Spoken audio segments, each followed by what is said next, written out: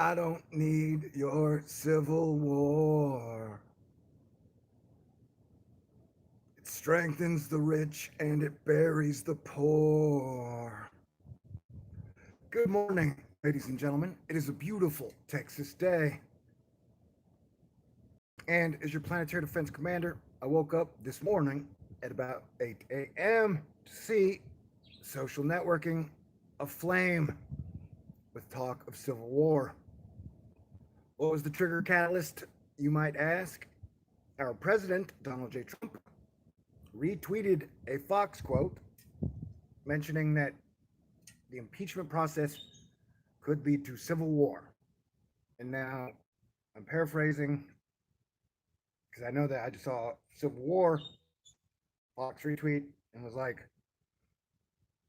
"Ay caramba, man! You know, I must have picked extremely super hard on this video game we call life, which is not a game. Real lives are at stake here."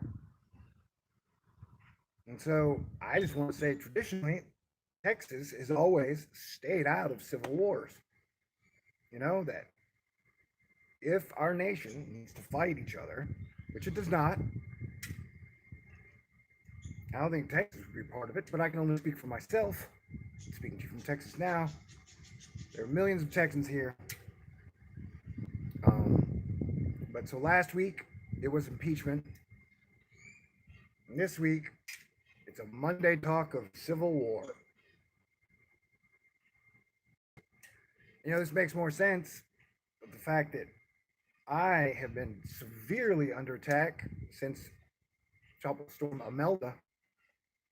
A guy I've known for 20 years took my keys for a day and then brought them back. And right now, my microphone's been shut off again.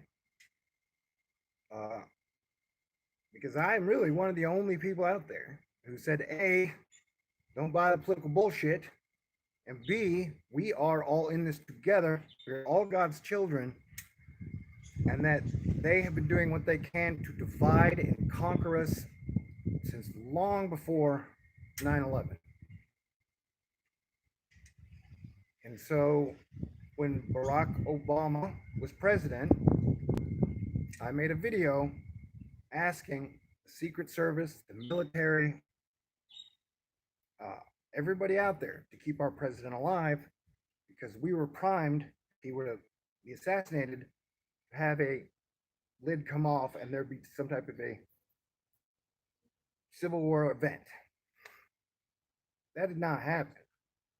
And so now we are at the flip side of the coin, and that the people have still been being primed for civil war since at least 1999. And then we have the top leader in the world starting the discussion.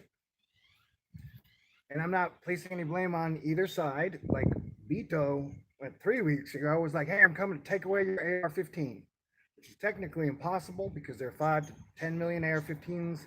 You'd need 5 to 6 soldiers or police to go house to house to take away guns from American citizens who had committed no crimes, paid for it." So that was extremely irresponsible. And then today's tweet was extremely irresponsible.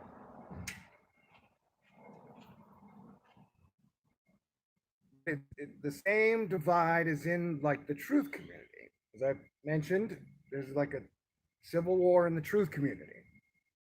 Only it's just me, and then it's that team versus me. But if you'll notice, is the two times that part of that plan has always been to prepare for economic collapse, prepare for a CME, prepare for civil war, prepare for martial law.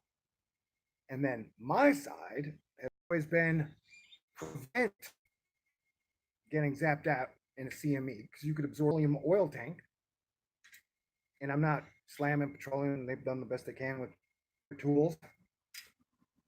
And so, like, economic collapse, which seems to be a mathematical certainty because fiat currencies are backed by nothing and eventually hyperinflate and explode on their own when you print too much of it, that can be avoided.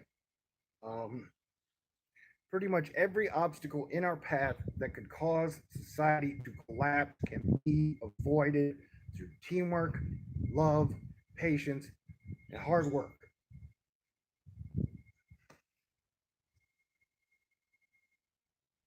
And anything political is very Tammany Hall Machiavellian, where they get the public to think that they are representing their best interests.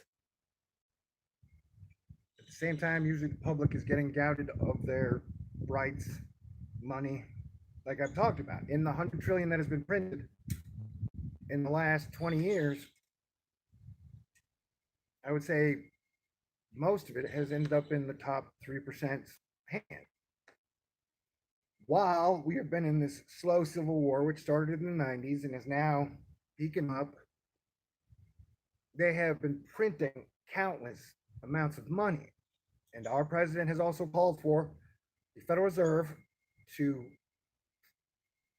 do another round of quantitative easing, where the Federal Reserve essentially prints money, and their balance sheet is $4.5 trillion right now, I believe, maybe 4.9 maybe, because they spent about 400 billion in Pomo the last 2 weeks. Our national debt is 22 trillion, and we have done no real infrastructure overhauls. We have done nothing to improve on this society which we are in. We have only ratcheted up the divide and conquer. So, that's why I created the Asteroid Bike Club. That at some point, the good people, the sane people, were going to have to band together and come up with ulterior solutions to soothe the beast. The beast being the angry, unhappy masses who are convinced that the other half of their own country is the enemy. Whereas Al Qaeda used to say, America is the great Satan. Now, the right is saying the left is the great Satan. The left is saying the right is the great Satan. Frankly, I'm tired of all the Satan doom talk, because it's like been what we've been talking about for 20 years. It has been fear rammed down our throats all day, every day. And that just like there is a concerted effort to drive me off of YouTube, that the digital age has allowed a hyper lock on propaganda and the message and narrative that is pushed our way. And so, as we have a record-setting hurricane headed towards Ireland and the UK, the models are swishing. We have a big blizzard, record blizzard hitting the west. We have record heat in the east. The models continue to show the hurricane I've been talking about for 5 months growing in the Gulf in about a week.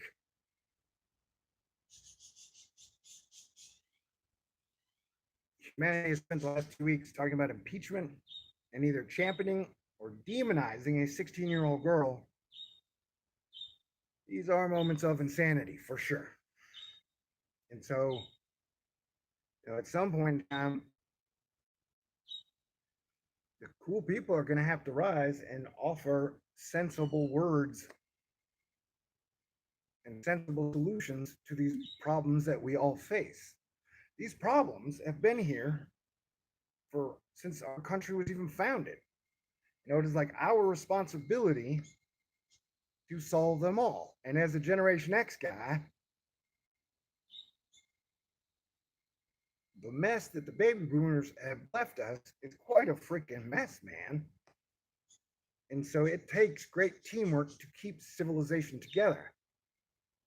I mean, Taiwan is now under the gun as well with typhoons that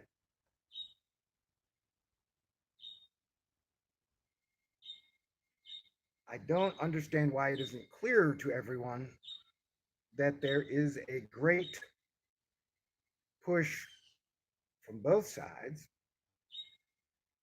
a very small group, to divide us all. And that, as Asteroid Fight Club, it is our job to prevent civilization from collapsing. It is our responsibility. I know it's unfair. Nobody ever said life was fair. So I'm trying to go fix my microphones again. And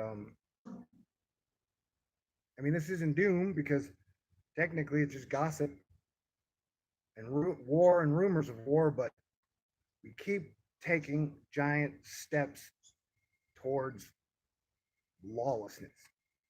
And that shit has got to stop. Or we'll get there. You know, I mean,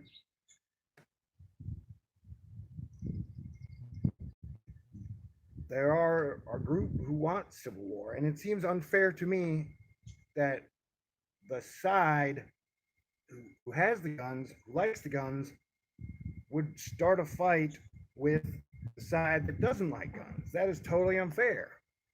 And that, no offense, but they impeached Clinton. And so they set a precedent for the Tammany Hall Machiavellian shit. They're going to use every tool in their pocket to win. And the Republicans are going to do the same thing, that neither side has any type of moral majority at all. And notice everybody in Congress or president is a freaking millionaire. Like, to get there, you got to have a lot of money, and then you make a whole lot of money while in office. So there are 370 million of us. I know that the majority of voices outside of the pre-directed narrative are going to try and be stifled, but we're going to have to do better. And so, yeah, I need your help. I'm sitting here waiting for the mailbox. Like I said, I'm trying digital at this point. T. Lewison, 5430, number 416. Houston, Texas, 77096. The amount of death threats I've gotten has gone up in the last 3 weeks from people I know. And the real life chicanery that has affected my life has gone up. And it's weird because all I've done is done my very best to be funny, inspiring, report the weather as accurately as possible, possibly predicted the future. That way, saving lives and getting us prepared for major situations. And to push for peace, saying that we all make mistakes, we're all sinners, we all lose our temper, we all say mean shit that a lot of us regret later, but that we are all in this together. United we stand, or divided we fall apart. And so we got to choose between love and hate, love and fear. And we've been in this fear zone for so long, I ain't scared of nothing no more. And so somehow, if I don't get to continue on as your planetary defense commander, please keep up the good fight, because we are all God's children. And you were made for much better than this shit. All right, stay cool. God is great, and through him, all things are possible. Don't lose faith, and don't react, man. Like, the AI is trying to trigger everybody. They attempted a joke, and it was bad. Okay, stay cool.